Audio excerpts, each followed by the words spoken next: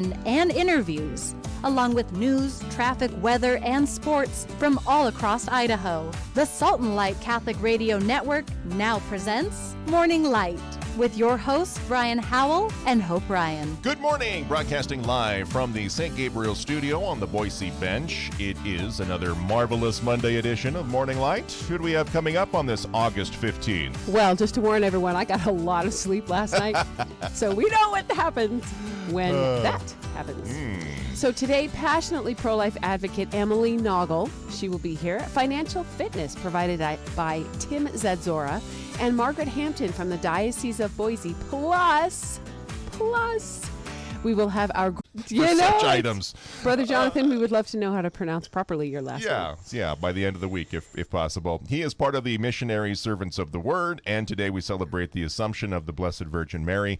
We'll learn more about that later in the show. But right now, let's open with prayer. Yes, this is a reading from the book of Revelation for Mass for the Assumption. In the name of the Father, and the Son, and the Holy Spirit. Amen. God's temple in heaven was opened, and the ark of his covenant could be seen in the temple. A sign appeared in the sky, a woman under her feet, and on her head a crown of 12 stars. She was with child and wailed aloud in pain as she labored to give birth. Then another sign appeared in the sky. It was a huge red dragon with 7 heads and 10 horns, and on its heads were 7 diadems. Its tail swept away a third of the stars in the sky and hurled them down to earth. Then the dragon stood before the woman about to give birth, to devour her child when she gave birth. She gave birth to a son, a male child, destined to rule all the nations with an iron rod. Her child was caught up to God and his throne. The woman herself fled into the desert, where she had a place prepared by God.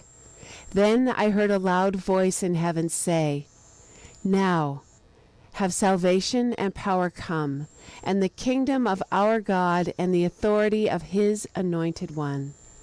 The word of the Lord. Thanks be to God. In the name of the Father, and the Son, and the Holy Spirit. Amen. Morning Light News Time is 7:03. Currently 62 degrees in Boise, 62 in Twin Falls as well. A bank robbery occurred Friday morning at 10 a.m. at the 6900 block of West Overland Road. According to Boise police, the alleged suspect took off with an undisclosed amount of cash. Police are searching for a Hispanic man in his early 20s, described as being around 5 feet 8 inches tall. Law enforcement conducted an area search, and the investigation continues. Anyone with information is asked to contact police. The Idaho Supreme Court has put Idaho in the national spotlight in a 3-2 decision on Friday. The court allowed the state's abortion ban, known as the trigger law, to take effect, as well as the heartbeat law. The heartbeat law went into effect on Friday at noon. The trigger law will go into effect on August 25th. Justice Robin Brody, writing from the majority opinion, summarized that Idaho does not have a, quote, right to abortion, end quote, in the state constitution, and that the recent Dobbs ruling has changed the legal landscape for abortion laws in the states. The seasonal drawdown of Lucky Peak Reservoir began yesterday. The U.S. Army Corps of Engineers and the Bureau of Reclamation are gradually lowering the lake's elevation, dropping water levels by 1 to 3 feet each day. The elevation timeline is dependent upon the future demand of irrigation in the area. Officials remind the public to use extreme caution when recreating in or near Lucky Peak. As water levels decrease, boat ramp elevations will follow. It'd be easy to go fishing. Just reach out, grab your fish. Some unfortunate person didn't get their boat out in time last year, and it was stranded up there for 9 months. They couldn't go back and get their boat out until May. Yeah, and it didn't winter well. Yikes. Yeah.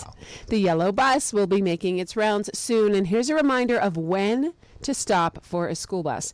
If you are on a 2 or 3 lane road, all lanes of traffic must stop for a bus with blinking red lights. For 4 or more lanes, then just the traffic following the bus must stop. In Boise, the first offense for not stopping for a school bus is $200. Traffic and weather are next. Salt and Light Radio thanks Snake River Pool and Spa for their financial support as a Beacon of Light member. They also support Sacred Heart Ranch of Idaho, providing housing, support, and unconditional love to young women during life's difficult transitions. The website is sacredheartranch.org to learn more about this powerful ministry. And let Snake River Pool and Spa make it easy to take it easy with your family. Located in Boise, Twin Falls, and Meridian, or online at thespateam.com. Good morning, light traffic. So the eastbound lane of I-84 in Canyon County is at a full stop just before the Franklin Road overpass. Passed it several miles almost to Cherry. It is not just red on my map, but dark red, which means you are in a parking lot. Do not get on the freeway there if you can at all avoid it. Maybe take Chinden, maybe go around in any particular way. The rest of your commute looks pretty good, though, except that particular place in Canyon County. Parking lot, absolutely. So try to go around. That's your morning light traffic. Sunny and very hot in the Treasure Valley through Wednesday. Highs over 100, overnight lows 65 to 70. In the Magic Valley, sunny skies as well, with highs 95 to 100 and lows 60 to 65. Tonight's sunset will be at 8:48 p.m. Right now in Meridian, it is 61 degrees. Out in Jerome, looking at 60 at St. Jerome's Parish. And we'll take a short break and be back with our Passionately Pro-Life segment as Morning Light continues on a marvelous Monday. Did you know that Catholic radio has saved lives, marriages, and brought people back to the faith in this community? Yet still many have never heard of Salt and Light Radio. We are looking to grow our Parish Ambassador program. A Parish Ambassador spreads the word about Catholic radio in either your parish or out in the community. It requires minimal time, but the rewards can be eternal. For more information, please call Carol at 208-658-4491 or email carol@saltandlightradio.com. Salt and Light Radio thanks Beacon of Light member Capital Financial Solutions for their financial support. Want to learn more about retirement, Social Security, or estate planning strategies? Capital Financial Solutions can use their years of experience to create strategies tailored to your needs and goals. Trust, honesty, integrity, values matter, and they live by them every day. The website is cfsboise.com, and their phone number is 208-629-4660. Securities and advisory services offered through Cetera Advisory Networks, LLC. Member FINRA SIPC, a broker-dealer and registered investment advisor. Don't wait another minute. Now is the time to make your plans to attend the 2022 EWTN Family Celebration. Saturday, October 1st is the day. Phoenix, Arizona is the place. And the theme is Confidence Works Miracles. The EWTN Family Celebration. October 1st, the Feast of St. Therese at the Phoenix Convention Center in Phoenix, Arizona. For more information, please visit EWTN.com/family celebration.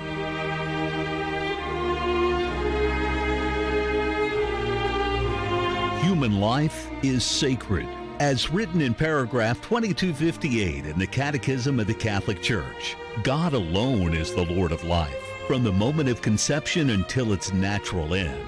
Morning Light now presents Passionately Pro-Life, a weekly segment that focuses on all the important topics from womb to tomb. 7:09 Morning Light continues across the Salt and Light Catholic Radio Network. Thanks for joining us, kicking off your work week. Joining us in the St. Gabriel studio, Emily Noggle with her groovy tie-dye shirt that says That's babies add color. About today. So, by request, we're going to talk about sterilization. We're taking requests now. Fabulous. Wonderful. Well, that request line is 208. It's a thing. It's Yes. a funny response to the overturning of Roe v. Wade. Is people are like, fine, I'm not having sex anymore, which we all sighed with relief. But others said, well, I'm not going to change my lifestyle. I'm just going to sterilize myself through vasectomy or what? So this is a sign of our culture. I mean, there's no official data on the actual increase in vasectomy and sterilization or tube side because they do those numbers annually. And so but the clinics are reporting for example, the Planned Parenthood in Montana reported an unprecedented increase in sterilizations. So it's kind of this unofficially, we've just seen, a lot more people. I think even local interviews with urologists and stuff have shown that there's a lot more demand of people in their 20s and 30s coming in, getting sterilized before they have children. So they're deciding then not to have children because sterilization is permanent pretty much for the most part. So I think it is, even before Roe v. Wade and this trend of all these young people without children, sterilization is the most common form of contraception. So I think a lot of times, at least me, in my mind, I kind of had hormonal contraception and sterilization kind of in different categories. But when you look at like the Catechism of the Catholic Church, they're all together.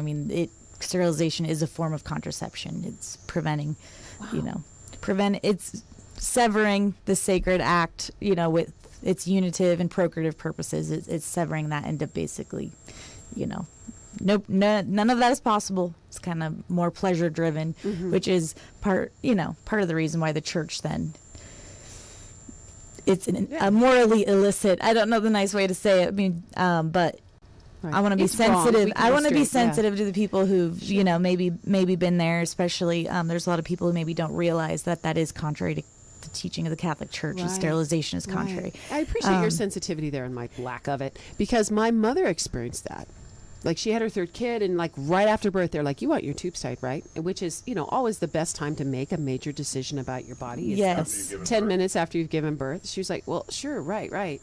Not knowing and not being informed medically, but not being informed morally, just not having any idea. And in the late 70s, it was something sort of, it was a new question that everyone was asking women. Right. And even now, she just had no idea. Right. Yeah, and I think that, a lot of people kind of go on cruise control and don't really actually even look into it that much, and they have no idea that it's contrary to Catholic teaching. And so of people who use contraception, 36% are sterilized. So it is the most common. And then twice as many women as men get sterilized. And I think part of it is, like you said, that I just had a baby, I'm overwhelmed, and, let's make sure this doesn't happen again, and so they have X number of children, and, will sometimes make that decision in a very emotional, stage of life. And so I think it is always sage advice to, wait till the baby's like 2 or something before you make a permanent decision. Right. And with that, I actually learned some interesting things about reversal with having your tubes tied. I couldn't find any really promising numbers about reversal at all. 25% of women regret having their tubes tied and will seek information about reversal, but only about 1% to 2% even attempt. And I think that's because it is so low. With vasectomies, the numbers vary, but it kind of depends on how you define a successful vasectomy reversal, because 80% will be able to get the tube kind of instated so that it functions, but only 30 to 50% will actually go on to achieve pregnancy, because once you've kind of been snipped, men still produce 50,000 sperm per minute, and that number was shocking to me. Wow. And that sperm has to go somewhere. And so the immune system actually starts fighting the sperm cells, because the DNA of the sperm cells is different than the DNA of the rest of the cells. And so this it creates this, in up to 70% of men, creates this like autoimmune response, which then decreases your fertility. So the longer you've had a vasectomy, the less likely it is that you would ever conceive. But it's like 15 and 10,000 where, things happen, and, the tubes will like grow back together, or things happen. And I actually had a coworker when I worked out in Nampa that happened to. So his daughters were 16 and 13, and then they had a bouncing baby boy. And it was, I think, a bit of a strain on the marriage in the beginning, because he thought there was infidelity. Right. Oh. And oh, goodness. And I think that's pretty common, because I've heard of other stories similar where, the man gets the vasectomy and then, that kind of like broken trust, him not believing her, but then also him assuming the worst, is very obviously damaging to a relationship. So, oh, wow. So I think just a little story that NPR, if you can go to their website and probably find it. This was a story of a 25-year-old in Montana. She had a sterilization shower. So instead of a baby shower, she decided to celebrate her sterilization. And I've also seen these Facebook pictures where these young married couples, instead of doing the photo shoot announcing they're pregnant with like the little picnic and the little signs, they'll do it baby due never, and they'll do these cute little like photo shoots celebrating that they're never gonna have kids. It's super weird, but whoa, just the look on Brian's face says it all. But that's just mystery. Yes. Celebration. Yes, and I think that is why, the babies add color to life. I mean, I think I've come to this realization that, we shield our children, and we kind of give them a shield against some of this toxic stuff of the culture, but we really need to be giving them a sword. And so we see God's design and, the miraculous bringing a baby forth into the world and from a loving marriage. I mean, just God's fingerprints are all over it. And then you see some of this stuff and you just see the fingerprints of the devil. And so I think, I have this little before you snip your conscience-y quip. And I think we have to be intentional about everything we do, and we have to make sure we're, following God's voice. And for Americans especially, we want to be independent. We want to be our own philosopher. We want to be our own moralist. We don't want to be told what to do in our, sex lives or anything else. And so I think it is hard to, just follow the church's teaching. But we have a Facebook question, if you're willing. Oh, sure. Is it possible that some of these numbers could be inflated as part of Planned Parenthood propaganda, their way of showing the importance of needing abortions? Any thoughts on that? So, I mean, it's not just Planned Parenthood. That is, like even local urologists on the news, you see how they're saying they're seeing an uptick in the numbers. And I think just we see people going into our sidewalk advocates. We see people going in for vasectomies, young guys in their 20s. I noticed just as a practitioner, young guys in their 20s listing vasectomies on their surgical histories that you would never see, before. So I wouldn't put it past them to try something like that. Right, to manipulate the data. Yeah, but I think too, Anyway, thank you for that question. Yes, thank you for the question. And so just taking things on authority, that's not something we really love doing, but C.S. Lewis has a great quote: "Do not be scared of the word authority. Believing things on authority only means believing them because you have been told them by someone you think trustworthy. 99% of the things you believe are believed on authority." And so I have a blog called Mother Knows Best, and it's about Mother Church knowing best what's for our lives. And this can extend to life begins at conception, using NFP, sterilization certainly. And I kind of think of it as, so my grandfather, my dad's dad, he passed away when I was in grade school, and I didn't know him very well. But what I knew of him, he was very wise, he was very faithful, and I trust him. So I think if he had left me, advice, then I would be willing to give that the benefit of the doubt, and I would be willing to take that because of my love and trust for him. And I think that is, some of these difficult teachings, give the church the benefit of the doubt.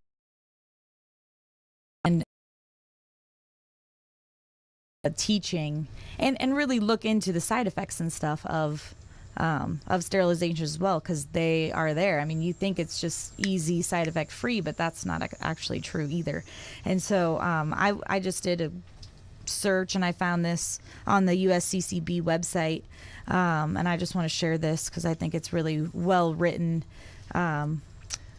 What if fertility isn't a problem in the first place? What if our capacity to conceive and bring forth new life from our marriages isn't some kind of cosmic liability, but a very real participation in the creative work of God himself? That's how the Catholic Church sees human love. That's her view of marriage, the awe-inspiring, life-altering power to share in God's own creative capacity. Good? Yes, very. Safe and predictable? No, not always. But Jesus calls us to something beyond safe and predictable, and he has been issuing that same call for over 2,000 years. The Church's teaching is clear and unchanging. Sterilization and contraception sever the procreative from the unitive aspect of sex, thereby rejecting one of the three characteristics of married love, fruitfulness. And since I help with marriage prep, I happen to know the other two characteristics are free and faithful. So just like Christ and the Church, we're called to have free, faithful, and fruitful love between the spouses. And so I think this really kind of beautifully is just a little nutshell of the Catholic Church's teaching, kind of why. And so, I mean, it's a little bit of a different conversation of within marriage and without, but unfortunately, I think one of the greatest perils is lust, to reduce a person to an object. That is, also marriage, then that can be, something a sin you can get tripped up on. And I think you're more at risk of that slippery slope, with sterilization. And we can't discount the fact that natural family planning is 97% very, plus very, percent very effective, Mm-hmm. Depending on the method, and it lets God be God. And I think even Martin Luther, until 1930, all Christian religions were against all this stuff, and so it is biblical based, but there's as they point out, the theologians, the Bible doesn't repeat and repeat and repeat and give you a lot of examples. Like, this was something that was commonly accepted, so there's not a lot of direct references, but it is biblically based. Beautiful. Great. Thank you so much. Thank you for tackling this hard topic. Yes, yeah, I'm so grateful. Not enough time to do everything, but yeah. Excellent. Emily Noggle kicking things off on this marvelous Monday. We'll take a 2-minute break and be back to exercise some financial fitness as Morning Light continues next. Daily Meditations of Pope Benedict XVI, presented by Leonardo D. Philippus of St. Luke Productions. The assumption. Where the totality of grace is, there is the totality of salvation. Where grace no longer exists in the fractured state of simul justus et peccator, but in pure yes, death, sin's jailer, has no place. Naturally, this involves the question, what does the assumption of body and soul into heavenly glory mean? What, after all, does immortality mean? And what does death mean? Man is not immortal by his own power, but only in and through another, preliminarily, tentatively, fragmentarily, in children and fame, but finally and truly only in and from the entirely other, God. We are mortal due to the usurped autarky of a determination to remain within ourselves, which proves to be a deception. Nevertheless, where the innate propensity to autarky is totally lacking, where there is the pure self-dispossession of the one who does not rely upon himself, grace, death is absent even if the somatic end is present. Instead, the whole human being enters salvation because as a whole, undiminished, he stands eternally in God's life-giving memory that preserves him as himself in his own life. This meditation is taken from Benedictus, published by Ignatius Press and Magnificat, and produced by St. Luke Productions. Learn more at stlukeproductions.com. Good stewardship of the gifts that God has given us is important when living a Christian life. Morning Light now presents Financial Fitness, a segment to help you and your family turn those pennies from heaven into a powerful pocketbook. 7:25 Morning Light continues on this marvelous Monday. Joined in studio now with Tim Zatzora. He is the president of Link Wealth Management. Tim is a registered representative and investment advisor representative using securities and investment advisory services through INRA, SIPC, EIEIO. Okay, we want Advisors LLC are not affiliated, and you can learn more at linkwealthmgt.com. Good morning, Tim. Welcome back. Good morning, Brian. Good morning, Hope. Well, we launched upon these common retirement mistakes that people make, and I think there's 5 or 6. Everyone on the list. That's right. But that's how important this turned here, that we get all the information out to our listeners. Mm-hmm. And Correct. Inflation was particularly hot last time. Yes, it was. That was, and it still is. It's still a concern, and it's still a mistake not to consider it and plan for it while you're preparing for retirement. So, just as appropriate as always, but we pretty well exhausted it a couple months ago. So what's the next one that we're going to tackle? So the next one is probably not maximizing Social Security benefits. There are various strategies that exist when it comes to claiming Social Security, and there are several ways to approach it. And one of the things that Social Security does do is the benefit it will pay out increases. Really, most people think of it as year to year between ages 62 and 70. But truthfully, it's a monthly increase. There's a small portion of your Social Security benefit that every month between ages 62 and 70 that you delay in claiming it, the income benefit goes up a little bit month to month. And between ages 67 and 70, so for most people now, full retirement age is going to be 67 years old. That increase works out to be about 8% per year or 0.75% per month. So that is a pretty significant increase over time, and roughly 30+% if you just wait from age 67 to 70. That can be a significant difference. Most products in the marketplace don't touch that guarantee. All right, this is a guarantee from the Social Security Administration on the amount that they'll increase, and most private products cannot match that and compete with it. So I am an advocate of trying to delay that claim as long as you can. Oftentimes that means you draw from your saving assets heavier in the beginning of your retirement so that you can delay and get maximum Social Security benefit, and then you slow down the draw from your retirement assets and let them, if you will, rebuild from the heavier draws. And so that's a good strategy. There are also various strategies with your spouse that can also come into play. They're significantly reduced over the years with various legislations that have passed that have made that a little bit more challenging. But there are still ways for spouses to work together, especially if they're close in age, where one spouse would claim their benefit and start drawing Social Security, and the other spouse, instead of taking their own Social Security benefit, would actually claim their spousal benefit based on their spouse's earning history and allow their own benefit to continue to do that 8% a year growth. So there are ways to approach Social Security. It is not a one-size-fits-all. I had a question regarding death of a spouse, because my mother's found herself in this situation since my dad passed away the 1st of April. I just didn't know, or didn't have any advice to give her as far as that goes. You know, he was 76, she's 72.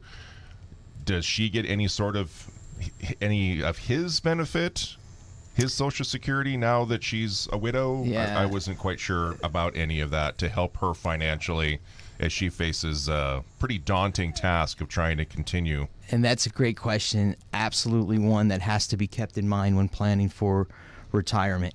Now, on the accounting side, Social Security is going to make it complex on how they Right. manage the accounting of it, but it's behind the scenes and we really don't even have to worry about it. However, from a family standpoint, you can consider the benefit that remains is the maximum benefit of either of the two spouses. Okay. So if the spouse Social Security portion was actually lower than her deceased husband, she would step up to that additional amount and at the end of the day receive the higher amount, the deceased husband's amount, but no longer receive hers. Okay. So what you get one of the two, and the higher of the two is the one you end up with functionally. Gotcha. You don't get them both. You don't get them both. That was a great question. All right. It was a great question. And so planning in at some point in the future with a couple for one of the two Social Security benefits, the lower of the two, to go away, makes sense to be able to have some scenarios crafted out and some assets to support. If this happens, we still are able to cover our expenses and our livelihood and maintain our lifestyle. Excellent. So in my case, where my brilliant wife makes 3 times what I do, we would probably want to draw from my Social Security early on and let hers continue to max out, and then we don't draw from hers until like in our 70s. Did I understand that right? Well, there's no benefit to claim Social Security past age 70. There are no longer credits for waiting. Okay. So Social Security be happy if you waited longer. I'm sure they would. But there's no true benefit to having that happen. Okay. So 70 is really the oldest you want to claim. Okay. All right. So there's 2 ways to approach it, and some of it would be based on analysis of what type of cash flow you would get and the differences in your Social Security benefit. Because if you were to claim your wife's Social Security benefit at her full retirement age, at her age 67, and allow yours to grow, you may end up between ages 67 and 70, you may end up at a position where when you start your benefit then at age 70, it's had its maximum delay credits credited to it. Your Social Security income then on your benefit may actually have increased beyond what half of her benefit would be, which Okay. would have been your spousal benefit. So you could collect a spousal benefit for 3 years and then start your benefit. Wow. Sounds like there's a chart and a graph, and you just find the sweet spot. There can be, and some of it's cash flow needs, and Yeah. if you're in a position where you're just trying to maximize the income, then both waiting would maximize that. But otherwise, to be able to capitalize on some of the Social Security while still maximizing other portions of it, there are a couple ways. They're more limited than they were, say, 8 years ago, but there are some ways still to maximize it. So how secure is Social Security? Because I remember conversations when I was younger about, Social Security by the time I retire will have rolled over and died. And young people now are even saying, you know what, we just don't want to depend on the federal government for our future because it's so unpredictable. What are your thoughts on that? Right, and I get this question a lot, so it's also Okay. a very good question. You guys have come loaded for bear this morning with your questions. It's We all have fantastic. cash flow needs here at Morning Light. Right. And we think about the future. I mean, we all have kids, and, Yeah.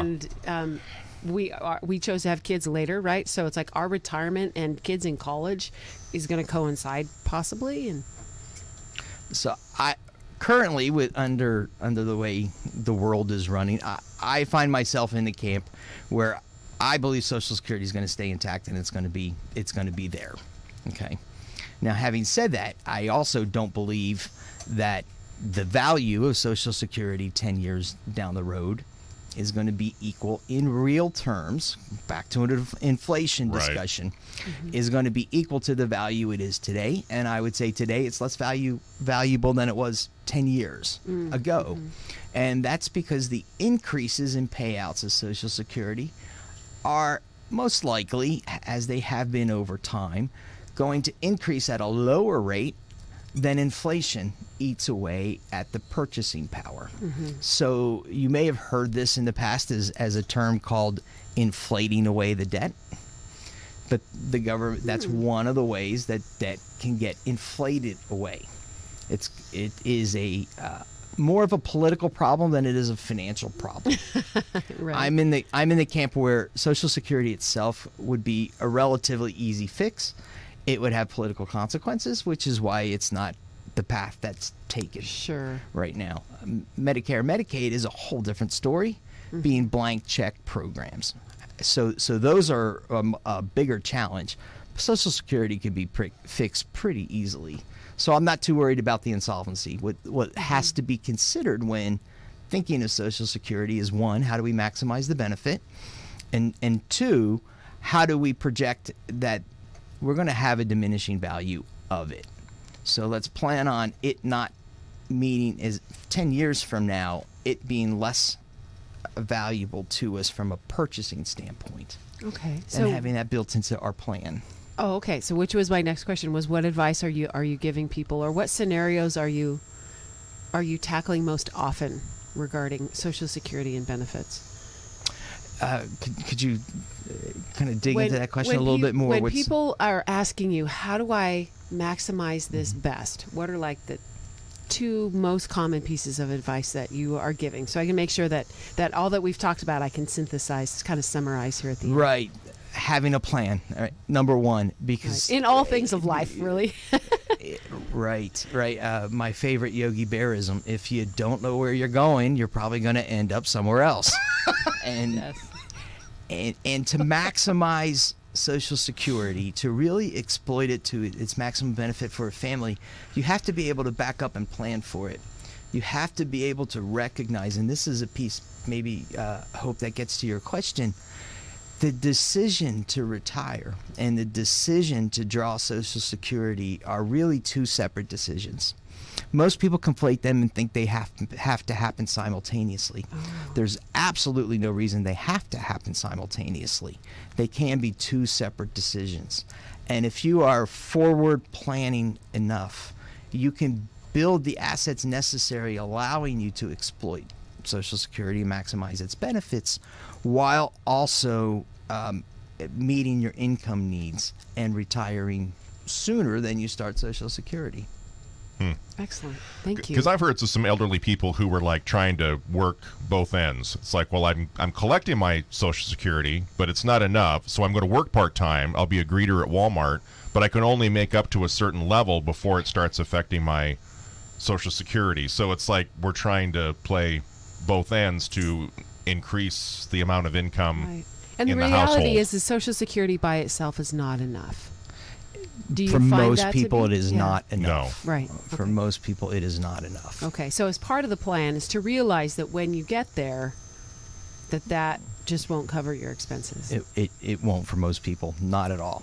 And if that's the only piece of it, 10 years down the road, that idea of Social Security's benefit increasing at a lower rate than inflation is, you're continually eroding little by little, that death by 1,000 bites, your purchasing power and your lifestyle.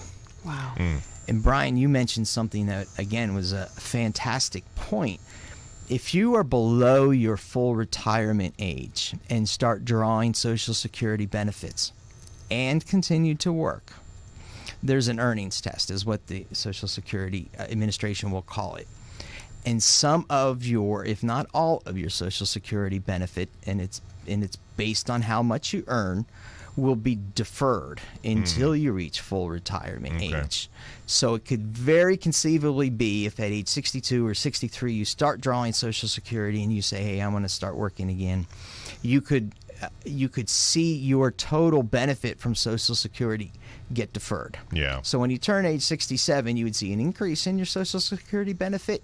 You haven't lost it. A common misconception is that benefit is lost. It's not lost, it's deferred. Okay. So if you believe work is still in your future, claiming Social Security before full retirement age is just not recommended.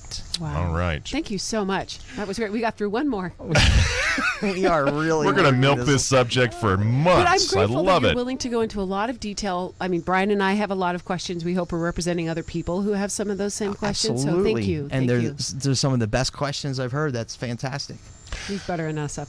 LinkWealthMGT.com is the website, and we have that information on our Facebook page if you want to circle back. We threw a lot of information at you today. We know that. If you want to circle back later today and listen to the podcast, or if you have any questions for Tim, feel free to email them to us, morninglight@saltandlightradio.com, and we'll get you hooked up with Tim. How do they get in touch with you, maybe phone-wise, if they want to give you a call? Right. We have a very cheerful office to take any calls and to schedule a complimentary consultation.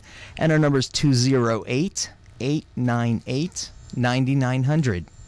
Tim Zadzora from Link Wealth Management. We'll take a break here and be back with our grand prize drawing from our listener survey. Someone is going to get a $500 gift card in just minutes.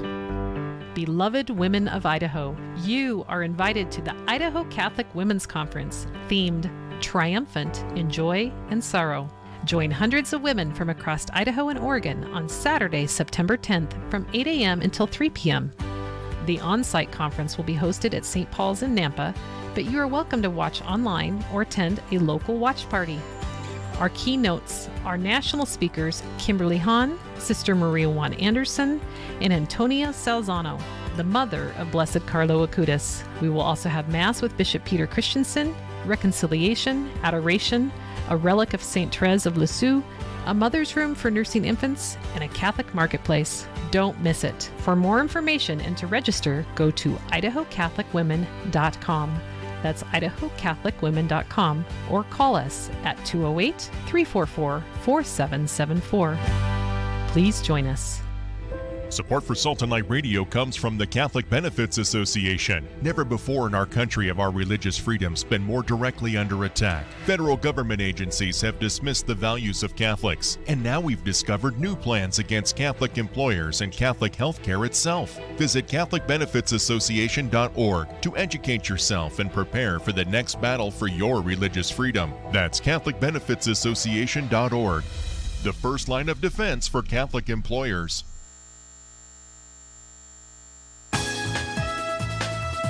Morning Light continues on this marvelous Monday. It is Station Manager Diana Tatro. It is time for our grand prize drawing from our listener survey. Good morning. Good morning to you guys. I know, I love coming in this part because I always get to be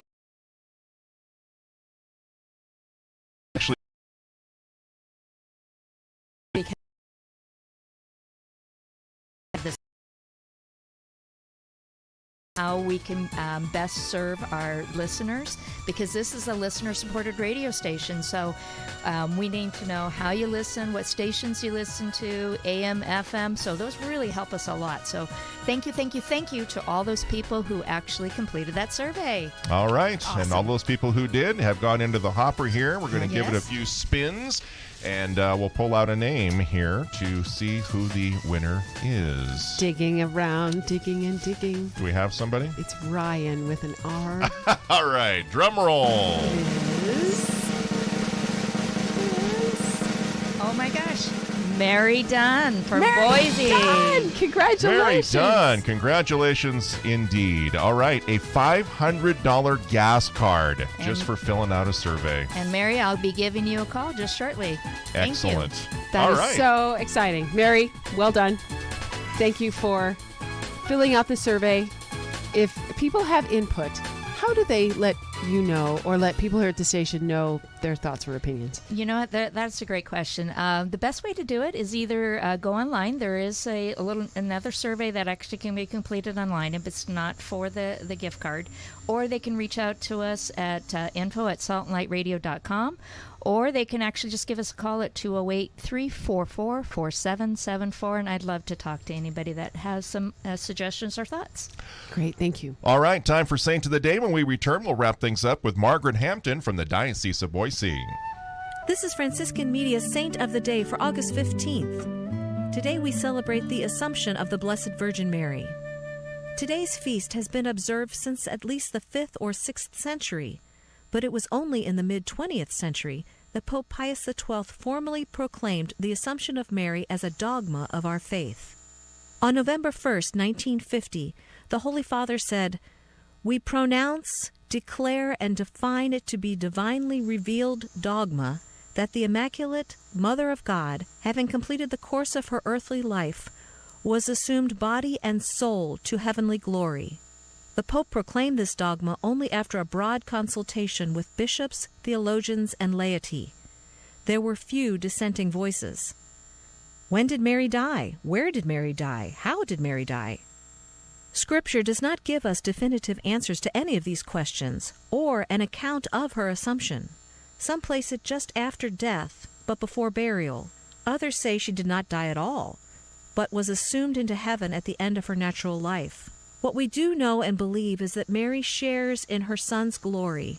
So close was she to Jesus on earth, she must be with him body and soul in heaven. There's more about the saints along with inspiration and Catholic resources at our website, saintoftheday.org. From Franciscan Media, this has been Saint of the Day.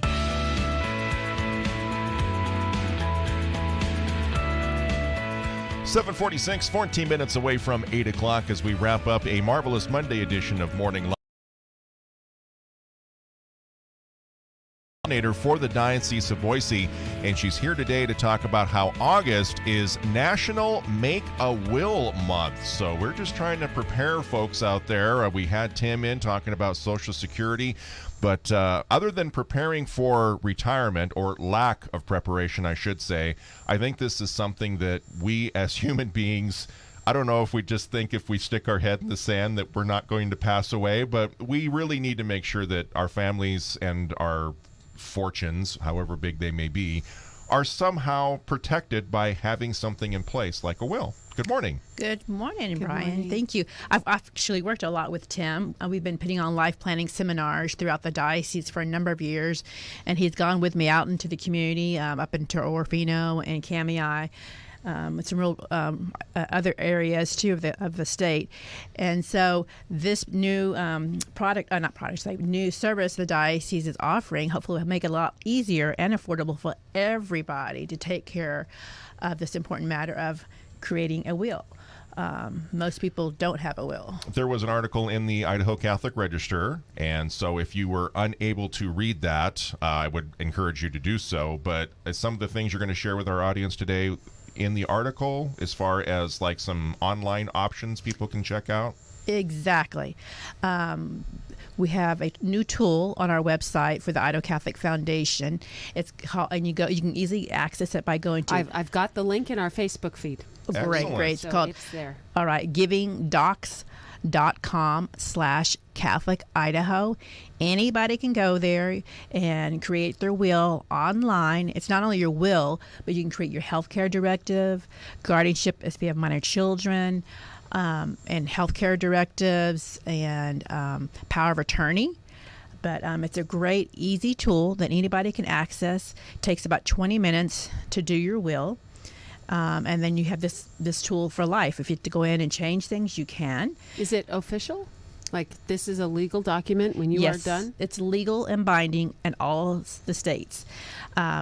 You can create your will. It's a very easy, intuitive form. Process online, and once you're done, it'll take you through the whole process. You print out the documents, and you can take them to get them notarized. And usually, people can go to your local bank or title office and places like that, get it notarized, and it becomes official. And if you already have a will, you just need to do some little updates. There's a codicil tool on there as well. A what? They call it codicil. I'm not familiar with that. How it kind of sounds like a cough medicine. Yeah. Yeah, codicil. It's kind of to update your will. Okay. But it's very easy to do. I went on there myself to do it, to go through the process. And it's very simple. And also, as you're going through the process, it will prompt you if you want to make a charitable gift. And you can. It has all of our parishes, and all the schools are all listed there. You can easily, with a click, include them in your will.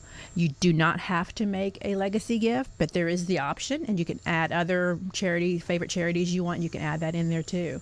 I'm glad you brought that up. Maybe dive into that a little bit deeper. For those who are not aware, we at Salt and Light Radio have been kind of trying to get that in front of our listeners for years. To when you're making out your will, think about that. You know, how much is Catholic Radio? How much has the diocese? How much has the parish meant to you in your living years that you want to set some kind of a legacy up to perpetually give money to those things after you're gone? Exactly. Like, for example, I have 3 children. When it said charitable, what I did was I went through and I assigned percentages. It's, none of us know how long we're going to live and how much money we're going to need. So a nice way that won't impact your living situation today is just to assign percentages. And so that's what I did. I went and assigned percentages to my children, and then I assigned percentages to charity. And so it makes it real easy. You can add your favorite church, your school, Salt and Light Radio, and you can just assign a simple percentage. So as things change in your life, you don't have to keep going and changing your will each time. It's a real simple, easy way to take care of that. And it gives you peace of mind. I mean, we talk all the time in the church about preparing our souls to meet our Creator one day, but there's some practical things here on the earth that we have to take care of. and there's a lot of things we don't want to talk about, death and taxes. Right. And Tim already talked a little bit about preparing our way. And this is one of the things, we don't want to talk about, but it's important to document and write these things because it gives you and your loved ones such a peace of mind. When somebody passes, the last thing you want all your loved ones to have to do to make these decisions, and it can sometimes be divisive if you haven't spoken about it or put it in writing. And by putting it in writing, there's no questions. You have it all laid out for your loved ones. It makes it so much easier for them as well. Is there a cost to use this? No, it's absolutely free. So why is that a priority for the diocese too, other than, a fundraising opportunity? But there are other ways to raise funds or to encourage legacy giving. Why have this tool available for the people? Well, we talk about being good stewards. This is talk about being a good steward. And, we spend a lifetime accumulating all this wealth and things. You can't take it with you. And so it's important for us as good stewards to make sure we've taken care of all those earthly belongings and things we've accumulated. So this makes it very easy and affordable. And like I said, gives them peace of mind and their family peace of mind so that when that time does come, they know what to do. Their family knows what to do. It's important for us to be responsible in how we handle those things. Right. And the disaster, if your family doesn't know what to do, and the infighting that we've seen and is awful. Yes. At best. Oh yeah, we've seen it in our family where somebody passes away and it's like everybody, aunts, uncles, cousins you didn't even know come like vultures and just start taking things off the wall because they think that they're entitled to them. But if there's something in writing, then those things can be avoided. Yeah, and it's important to look at this too. Once you don't just set it and forget it. Attorneys recommend you review every 3 to 5 years, especially if there's been a marriage, a death in the family. We have a lot of people moving in and out of state. It's important if you move states. You have children, grandchildren. So this is a real easy way for you to keep things update and current and not just forget about it. And it makes it, like I said, affordable, regardless if you have a lot to bequeath or a little to bequeath. And like you mentioned, everybody needs to have, whether you're 18 or 80, you need to have a will. It's important. Right, absolutely. And for those of us with younger kids, it's like, I've seen how the state works with children. Yes. And they try really hard, but it's not my first place that I would like my kids to go. Exactly. Is into the custody of the state. So it's National Make-A-Will Month, and the diocese spearheading this effort here as far as Idaho goes. What kind of events have you had, or do you have planned as we're already halfway through this month? Well, we don't so much have events. This is more of an online thing. So we've been communicating via print and digital communications and radio now. But we do usually put on life planning seminars throughout the state. We've been doing those for a number of years. But of course, during COVID, we had to stop doing some of those things. But we know that especially you get more rural areas, it's harder to find attorneys and stuff. And it takes time consuming, especially if you have to travel far to go take care of this. and then go back again to execute the documents, whereas this makes it a lot easier for people no matter where you live or your circumstances to do it. So that's why we're trying to really promote it, in particular this month. This tool is not going to be available only just this month. It's going to be, we have this tool available at least for a year. Excellent. But we just really wanted to promote it this particular month because it is National Make-A-Will Month. Okay. But we will continue offering as we can life planning seminars. But this just gives the folks another tool, easier tool to take care of that matter. Beautiful. Thank you so much. Wow. I was actually, while you were talking, I was putting on my personal Facebook page, do you have a will? Here's the link.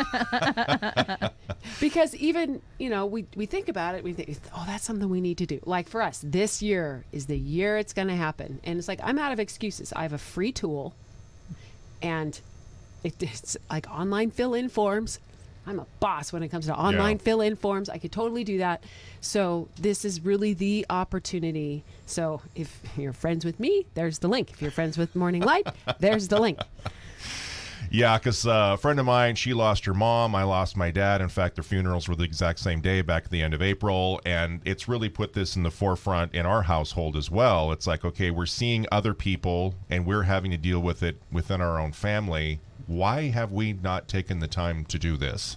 So if you're in that camp, we would really encourage you to check out this website and get it handled this month. Don't put it off because, like you said, I mean, we don't know how long. Mm-hmm. I mean, I could be in my 70s. I could get hit by a train today on my way bus. home. Yeah, school bus. Yeah. That's a horrible way to go. I know, but still, I mean, we need to have something like this in place. So, okay. Keep your peace of mind. We have a few minutes left. Is there anything else on this particular topic that you want to be sure that we don't miss, that we don't forget? I think you just don't put it off. Like as Brian said, we don't know the hour or the minute. And be good stewards. And also, this is a good way to take care of your family. And this is the greatest gift you can give to your family, is give them that peace of mind that you have this all together. Like you said, it gives you peace of mind knowing your children are taken care of.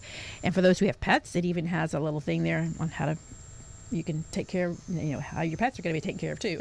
Oh, but yeah, it has all kinds of really good tools to use. I bequeath my entire fortune to my kitty cat. Right. Which is enough for kibble for 3 weeks. Pretty much. You've seen my fortune. Okay, good. Any other activities that you are working on in your particular office that people should know about? Well, the Idaho Catholic Foundation has just released that they are giving out grants, I think, across the state here. So you should be hearing that too. Coming out in the newspaper was another thing we're working on. But the main thing is this month we're working on promoting and encouraging people to make a will and update their wills if they already have one. Beautiful. And if they want to know more about the grants, which I'm sure we'll learn more about at some point, just IdahoCatholicFoundation.org. Correct. Mm-hmm, mm-hmm.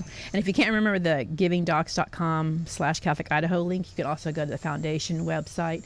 And if you scroll down, you'll see a box there where you can click on and access it that way too. Okay. And then the Idaho Catholic Appeal, how far into the future is that for you? Well, that's a year-round thing. Good point. It launches every year. That was a test. Yes. She passed it really launches every year during Lent. Okay. But we accept donations throughout the year. It's easier if you just have the dice they do for us. It's just easy. I'm sure it's easier for you, but it's also, out of sight, out of mind is a beautiful thing. Well, everybody's done that now. Everybody's gone automated, with their bill paying, their giving, it just helps you to budget too. When you can budget something month to month, just like we budget for other things at a house. So if you budget for your charitable giving to your parish, the diocese, it makes it easier, and you also see where it's going. Definitely. Yeah, no doubt. Great. Thank Thanks you. for coming in today. Thank you. We appreciate it. That's going to wrap up Marvelous Monday. Later today, you can go to saltandlightradio.com, click on the Morning Light page, and hit podcast if you missed any of today's segments or previous programs. Please follow us on Facebook and Instagram. The Idaho Catholic Women's Conference in person is full. Wow. Sold out. You can get on a wait list or be part of an awesome watch party. You can either host one or you can be part of one. All of that information is at IdahoCatholicWomen.com. Thank you. Where am I? I got all wrapped up in the being sold out. So excited. To our guests today, Emily Noggle, Tim Zadzora, and Margaret Hampton. Tomorrow we'll talk with the Idaho Lay Dominicans. Also, it's another segment of Cooking with Scripture and Catholic Counseling. So you're invited back here 7 a.m. for a terrific Tuesday edition of Morning Light. St. Maximilian Kolbe, Pray for us. Mary, Mother of God, pray for us. St. Gabriel the Archangel, pray for us. Salt and Light Radio, AM 1140 KGEM, Boise, FM 102.3 K2